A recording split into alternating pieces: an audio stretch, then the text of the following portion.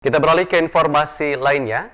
Saudara, ratusan hektar lahan padi di Kecamatan Tanjung Sakti Pumi, Kabupaten Lahat terancam gagal panen karena serangan hama. Menjelang musim panen, ratusan hektar lahan padi terserang hama yang membuat padi tidak bernas atau berisi.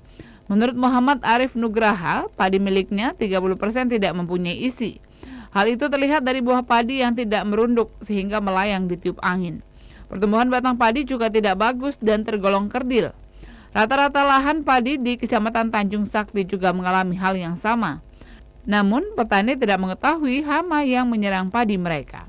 Diprediksi dari hasil tahunan 5-7 ton per hektar dapat turun menjadi 3 ton.